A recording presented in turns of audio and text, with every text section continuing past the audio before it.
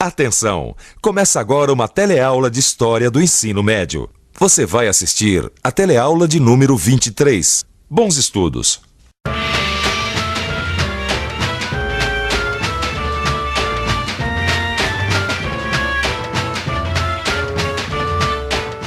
Na teleaula passada, você aprendeu que a cana-de-açúcar era o produto mais importante na economia da América Portuguesa, ou seja, na economia do Brasil nos tempos da colônia. Hoje, nós vamos conversar um pouco mais sobre esse assunto.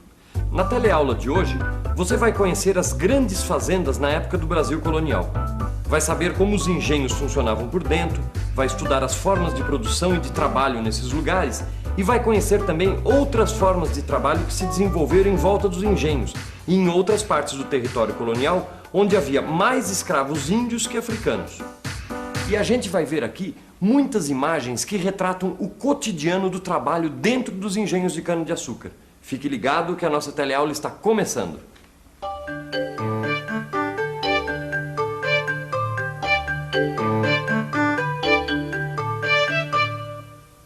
Na ocupação da América Portuguesa, a partir de 1530, grande parte do litoral norte e nordeste foi ocupada pela plantação de cana-de-açúcar. Mas essas praias não foram escolhidas por acaso. Elas foram escolhidas porque essas regiões ficavam mais próximas da metrópole portuguesa. Pode conferir no mapa as regiões onde estão hoje os estados de Pernambuco, da Bahia e do Maranhão. Acompanhe a linha que liga esses estados a Portugal. Nas regiões norte e nordeste estavam as grandes fazendas e também os mais ricos engenhos. Os engenhos eram conhecidos como fábricas de açúcar.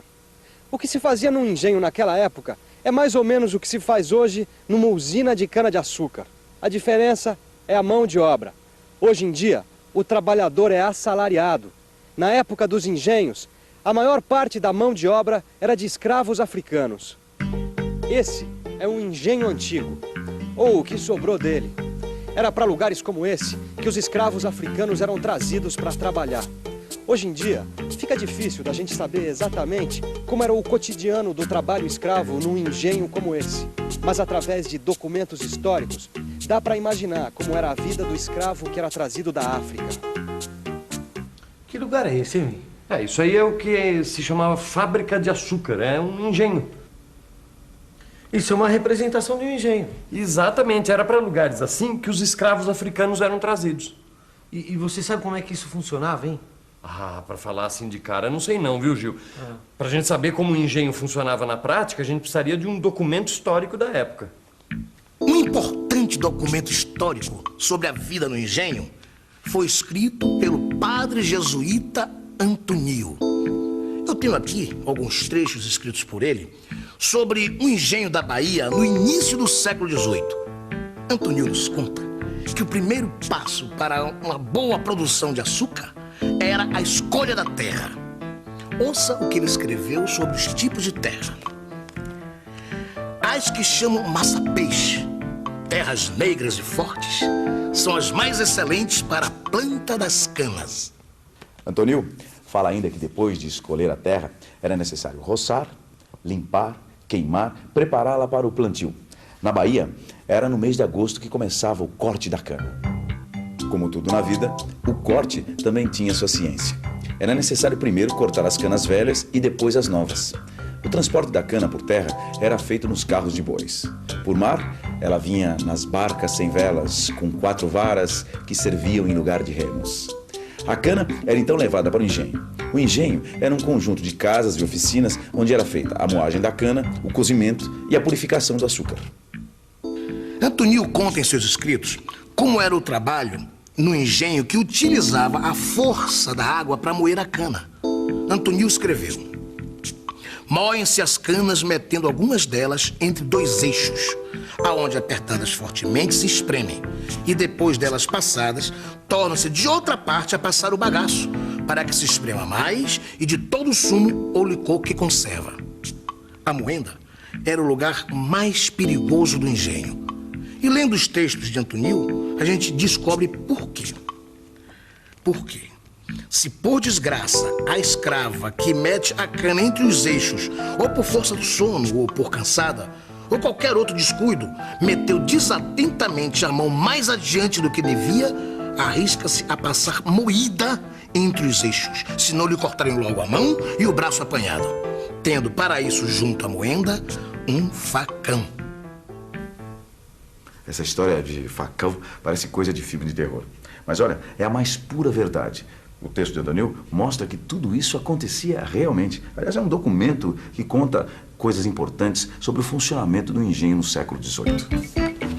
Ao lado da Casa da Moenda ficava a Casa das Fornalhas. Antônio chama essas fornalhas de bocas tragadoras de matos, cárcere de fogo e fumo perpétuo. Na fornalha trabalhavam os escravos considerados perigosos, os condenados, presos em compridas correntes de ferro. Acima das fornalhas estava a Casa das Caldeiras. Nelas trabalhavam cerca de 8 caldeireiros. Depois de purificado, o caldo era condicionado em grandes tachos, onde era levado ao cozimento. O açúcar era cozido e batido por 4 tacheiros. Todo esse trabalho era supervisionado pelo mestre do açúcar. Finalmente, fora do conjunto de casas que formavam o engenho, ficava a Casa de Purgar. Era nesse lugar que o açúcar já encaixotado era purificado e separado segundo a qualidade. Mais tarde, o produto era pesado e encaixotado para venda. Era na Casa de Purgar que ficavam os escravos que eram responsáveis pelas formas de barro, as mães do balcão. Eles eram responsáveis pela separação do açúcar e também pela pesagem e pelo encaixotamento. Início do século XVIII. Os engenhos estão em pleno funcionamento. E em todas as fases da produção está a mão de obra escrava. O grande engenho colonial é moderno e escravista. Ele é moderno porque funciona como uma manufatura. O trabalho está dividido em várias etapas. Existe também o trabalho assalariado. E a produção é destinada a um mercado consumidor externo. Mas o principal trabalho é feito pelos escravos. E nós podemos nos perguntar: por que os engenhos utilizam a mão de obra escrava africana? Para entender isso, é preciso voltar aos tempos do início da colonização. Século XVI, início da colonização portuguesa na América. Os nativos são os primeiros grupos a serem capturados pelos portugueses para o trabalho forçado. Enquanto a atividade comercial na colônia é exclusivamente a exploração do pau-brasil, tudo vai bem para os portugueses. Mas com o desenvolvimento da cultura açucareira, começa a faltar gente para o trabalho. Os portugueses não conseguem o resultado que esperam com os índios. Os nativos resistem ao trabalho forçado. Ficam doentes pelo contato com os colonizadores. Muitos morrem e muitos outros fogem para o interior.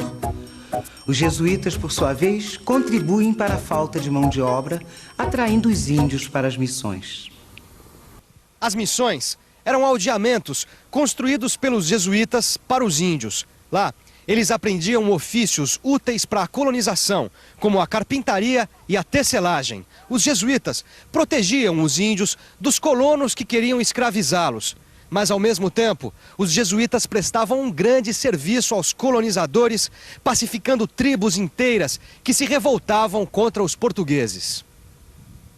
Muitos índios que fugiam dos trabalhos forçados nas culturas de cana-de-açúcar encontravam abrigo nas missões. Para compensar a falta de escravos nativos, Portugal facilitou o comércio de escravos africanos para a América. Os comerciantes traziam os negros da África e os vendiam aos senhores de engenho e aos lavradores por preços vantajosos. Os negros vinham como escravos de regiões da África, onde também se praticava a escravidão. Eles eram trazidos de Angola, Mina, Cabinda, Congo e Moniolo. A escravidão africana firmou-se no final do século XVI como a mão de obra básica da grande região escravista do Nordeste brasileiro. Aliás, o mundo do engenho ia muito além da chamada fábrica de açúcar. Em volta da produção da cana, nas grandes fazendas, encontramos a Casa Grande, que era a residência do senhor e da família colonial. Encontramos também a senzala, que era a moradia dos escravos. Além disso, havia a capela, onde se realizavam os cultos religiosos católicos. Mas era preciso ainda um bom pasto para alimentar os bois e também matas, de onde vinha a lenha que alimentava as fornalhas. Por isso mesmo, em volta da produção de açúcar, muitas outras atividades foram surgindo. Mas, enquanto os colonizadores do Nordeste enriqueciam, no sul do país, a situação era bem mais difícil. Essa estátua representa a figura de um bandeirante. Ela fica em São Paulo, a cidade mais rica do Brasil. Só que no tempo das colônias não era bem assim. Essa região era mais pobre que o Norte e Nordeste. Os senhores das capitanias do Sul não podiam pagar o custo da compra de escravos. E eles ainda tinham um outro problema. As capitanias do Sul eram mais distantes da metrópole portuguesa que as capitanias do Norte e Nordeste. E o governo em Portugal não pretendia gastar com uma capitania que ele não pudesse controlar bem. A solução foi intensificar a busca pelos índios. E quem fazia isso eram os bandeirantes, como esse homem que está representado aqui nessa estátua. Os bandeirantes seguiam as rotas dos rios, se aventurando pelo interior da colônia. Eles penetravam pelo território, caçando impiedosamente os índios. Os jesuítas tentavam proteger os índios nos territórios das missões. E os confrontos com os bandeirantes eram sempre violentos. Nem sempre os jesuítas tinham muito sucesso. Nessa região onde hoje está São Paulo, o trabalho escravo dos índios foi largamente utilizado. Puxa, olha, Gil, depois de ver essa teleaula, dá pra ver que a escravidão marcou a sociedade que naquele momento estava se formando no nosso território, né? Isso aí. Ter escravo passou a ser uma coisa muito importante. É, o escravo era um bem, né? Exatamente. Servia para medir a riqueza do senhor. Quer dizer, um homem de bem tinha que ter escravos em casa. E o mais incrível é que não havia reprovação pelo fato de você escravizar um outro homem, entendeu? Muito pelo contrário, a igreja aprovava, a sociedade aprovava, a justiça garantia, quer dizer, estava tudo em ordem. E até mesmo os países africanos, de onde vinham os escravos, não tinham nada contra esse sistema aqui. É uma coisa, né? Não, é incrível pensar, durante quase 300 anos, a colônia se manteve graças ao trabalho escravo. E não só de negros, né? Dos índios também. E olha, eu acho que essa aula aqui merece uma revisão. Opa, merece mesmo. Vamos fazer uma revisão? Vamos nessa? Vamos. E atenção, se liga aí que é hora da revisão. Na teleaula de hoje você conheceu como funcionava a cultura da cana-de-açúcar nos tempos da colônia. Você viu como eram os engenhos onde a cana era transformada em açúcar. E que esses engenhos prosperaram nas regiões norte e nordeste do território da América Portuguesa. Você aprendeu por que os negros africanos foram trazidos para trabalhar como escravos. Você viu ainda como era diferente a situação nas capitanias do sul do país, onde os bandeirantes caçavam os índios para o trabalho escravo. Bem, agora que você já sabe bastante sobre o trabalho na época do Brasil colônia, é hora de você arregaçar as mangas e estudar bem no seu livro de história. Na próxima teleaula, a gente se encontra. Até lá!